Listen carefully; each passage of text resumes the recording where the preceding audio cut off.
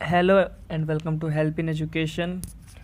आज हम लोग बात करेंगे Kepler's law of planetary motion के बारे में। पिछले वीडियो में मैंने केपलर के तीनों नियम को एक्सप्लेन किया था। इस वीडियो में हम केपलर्स लॉ का मैथमेटिकल डेरिवेशन देखेंगे।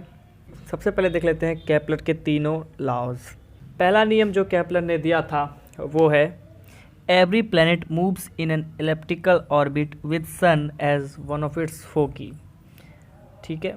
दूसरा नियम every planet traces equal area in equal time, that is rate of description of sectorial area is constant. यानी कि ये वाला एरिया, ये और ये वाला एरिया A1 और A2, A1 बराबर है A2 के।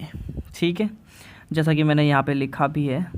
टी टाइम में अगर A1 एरिया डिस्क्राइब कर रहा है प्लैनेट, तो सेम टी टाइम में वो A2 एरिया डिस्क्राइब करेगा और ये दोनों एरिया आपस में बराबर होंगे, यानी सेम एरिया डिस्क्राइब करता है किसी एक टाइम इंटरवल में या सेम टाइम के लिए। ठीक है।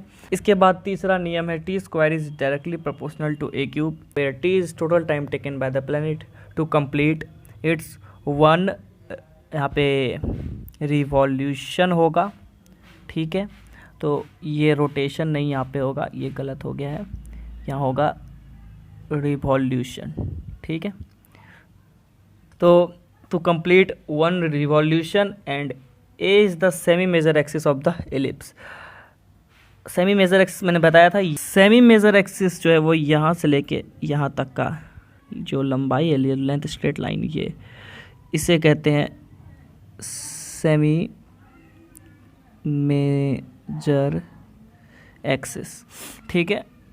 इन तीन नियमों को समझने में अगर आपको कोई दिक्कत है तो आप मेरी पिछले वीडियो को देख सकते हैं। पिछले वीडियो में मैंने इन तीनों नियमों को अच्छे से एक्सप्लेन किया हुआ है।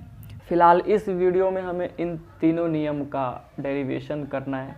चलिए इसे मैथमेटिकली ट्राई करते हैं। So deduction of Kepler's first law. ठीक है, तो हम लोग इसको जो प्रूव कर रहे हैं किसके सहायता से कर रहे हैं? न्यूटन्स लॉ के हेल्प से। न्यूटन्स लॉ ऑफ ग्रेविटेशन सबसे पहले हमें देखना होगा। न्यूटन्स लॉ ऑफ ग्रेविटेशन का इंट्रोडक्शन यहाँ पे देख सकते हैं आप। न्यूटन्स लॉ ऑफ ग्रेविटेशन क्या कहता है?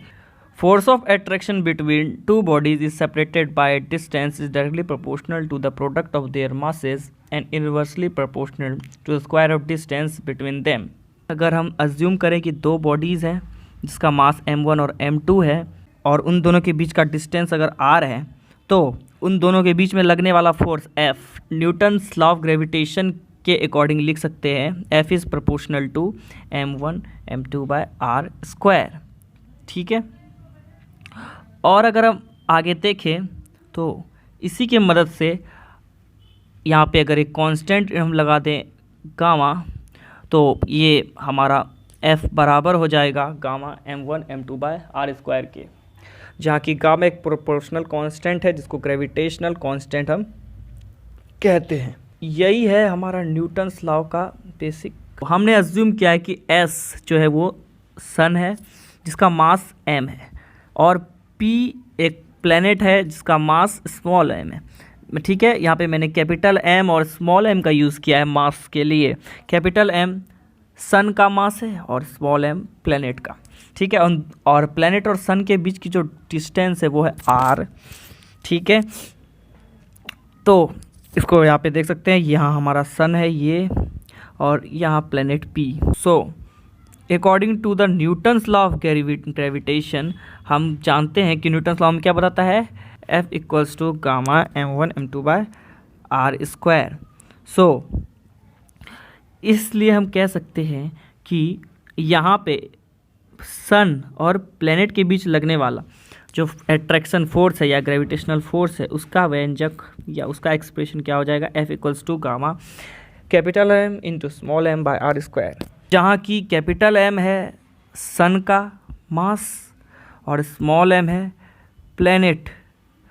प्लैनेट का मास। ठीक है, अब प्लैनेट और सन के बीच लगने वाला फोर्स हमें क्या मिला था? Gamma capital M small m by r square. Clear है?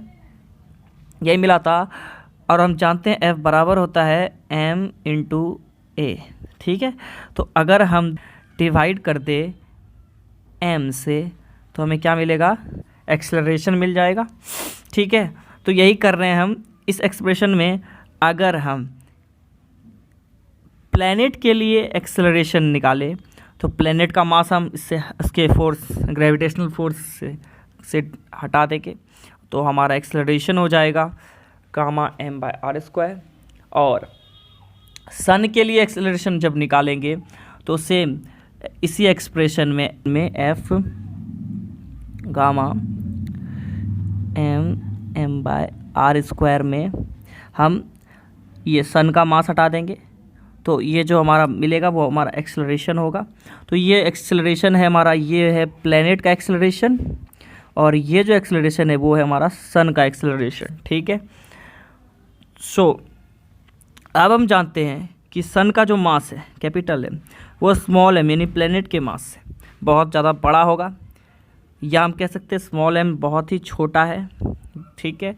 तो इस कारण से जो एक्सेलरेशन प्रोड्यूस होगा सन पर, सूरज का एक्सेलरेशन होगा, वो काफ़ी कम होगा, ठीक है। और इसलिए मैंने यहाँ पे लिखा है कि gamma m/r² can be neglected.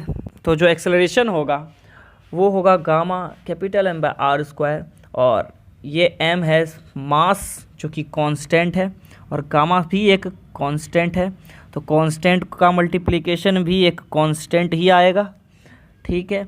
इस कारण से इसको लिख दिया है मैंने यहाँ पे, इसको लिख दिया है micro, acceleration alpha equals to μ/r²।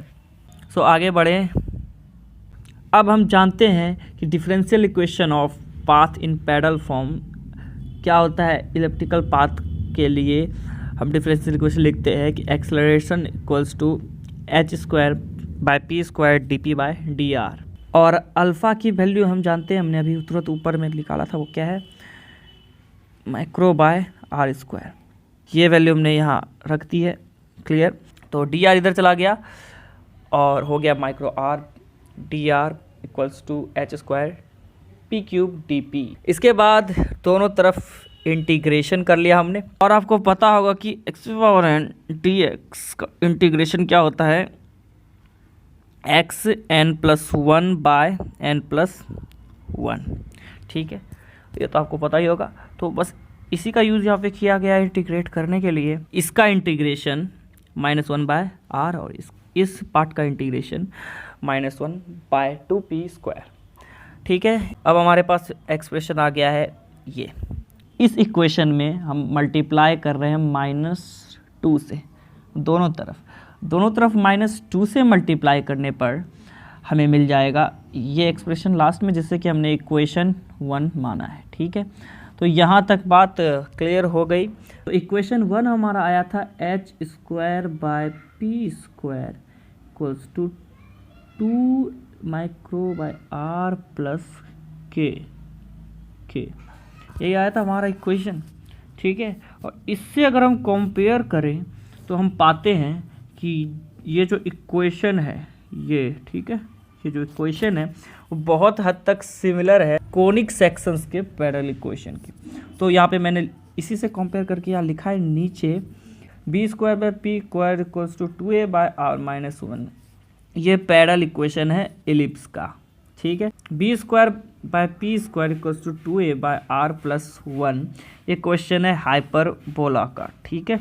इसी तरह 1/p² इक्वल्स टू 1/ar ये हमारा पैरेलल इक्वेशन है पाराबोला का, ठीक है। तो पाराबोला हो, इलिप्स हो या हो हाइपरबोला, ठीक है, इन तीनों में सिर्फ इलिप्स ही क्लोज कर्व है। और हमने जो इक्वेशन निकाला था इक्वेशन 1 में वो इन तीनों ही के ही पैरेलल इक्वेशन से मैच करता है। तो इस बात से ये तो क्लियर है, from above discussion it is clear that the planet can move on elliptical parabola और हाइपरबोला। हम कह सकते हैं कि जो हमारा पाथ है वो इलिप्टिकल ही होगा, क्योंकि इस सब में इलिप्स ही एक क्लोज्ड कर्व है, बाकी हाइपरबोला हो या पाराबोला हो वो क्लोज्ड कर्व नहीं है। इसलिए हम कह सकते हैं कि जो एलिप्स है ही सिर्फ क्लोज कर्व है, ellipse is the only close curve. So इस तरह से हमने Kepler's first law of planetary motion को देखा। अगर आप इस वीडियो का सेकंड पार्ट चाहते हैं तो कमेंट करके मुझे बताएं। आपको ये वीडियो पसंद आई तो वीडियो को एक लाइक करें। मिलता हूँ आपसे अगले वीडियो में।